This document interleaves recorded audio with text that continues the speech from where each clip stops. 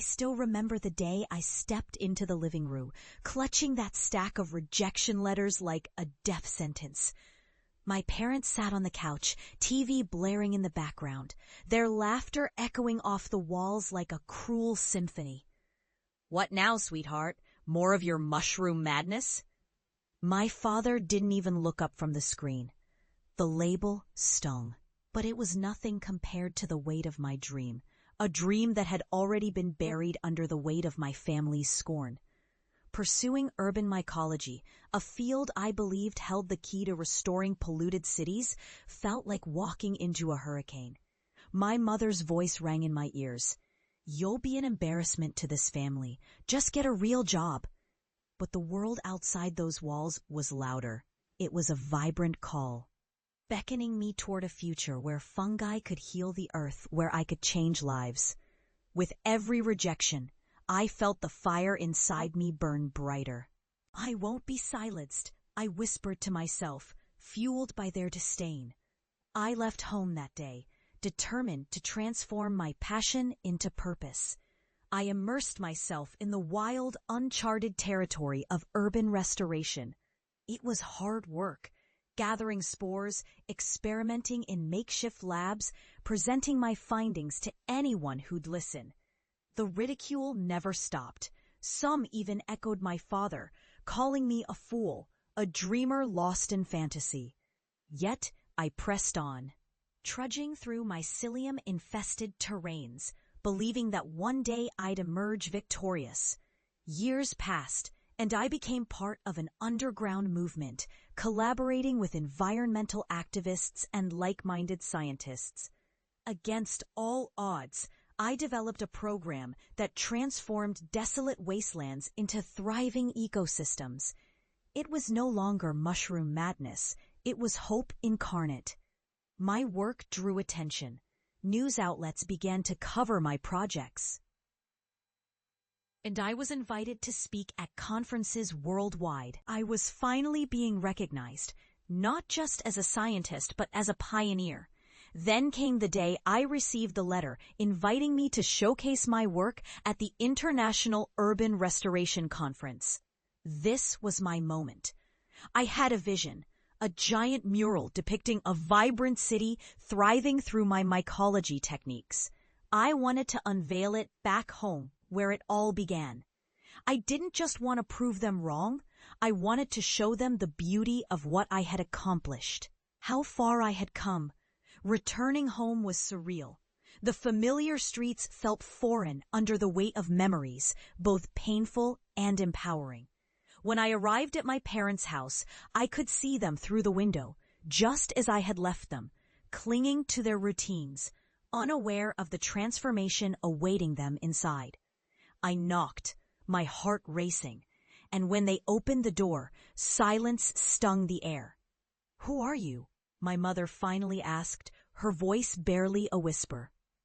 I stepped inside, feeling the weight of their disbelief. "I'm here to show you what I've been doing," I said, my voice steady. I pulled out my phone and displayed images, vibrant before and after shots of the urban lands I'd revived. My hand shook slightly, but my resolve was firm. I watched as my father's brow furrowed and my mother's eyes widened in disbelief. "Mushrooms?" she said incredulously. "You've made a career out of mushrooms?" "Yes, Mom. Fungi are nature's recyclers.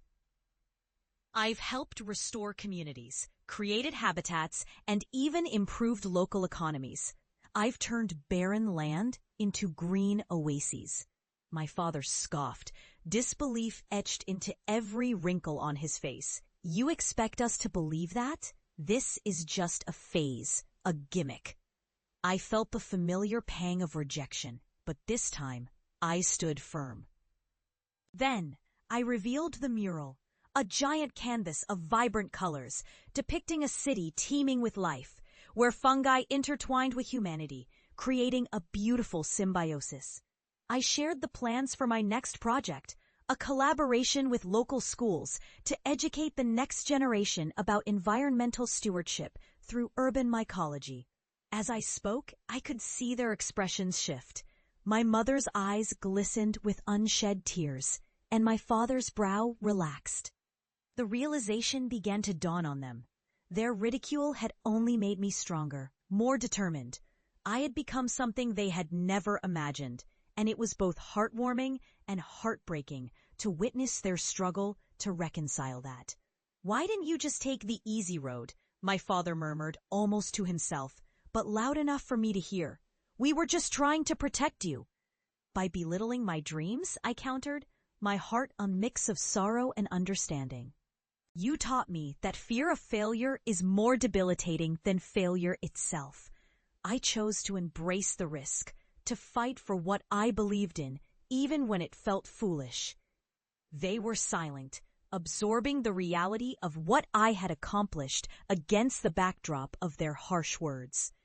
That silence was deafening, yet it was filled with potential, a chance for understanding, for healing. As they shifted from disbelief to acceptance, I felt a weight lift from my chest. "I'll be leading a community workshop next week," I said lightly, hoping to spark their interest. "You're invited. Let's learn together." That night, as we gathered around the dinner table, I could sense a shift in the atmosphere. They asked questions, really listened, and for the first time, I felt proud to share my journey. Not just as a triumph over adversity, but as a bridge connecting us. Family isn't just a bond of blood. It's the capacity to grow, forgive, and thrive together. I realized that their journey was just as important as mine, that our paths had intersected in ways I never expected. Redemption felt sweeter than I had imagined, not just for me, but for all of us. We were ready to embrace the new, together, as a family transformed. And in that moment, I understood that my journey wasn't only about proving myself. It was about creating a legacy of hope that would inspire others long after I was gone.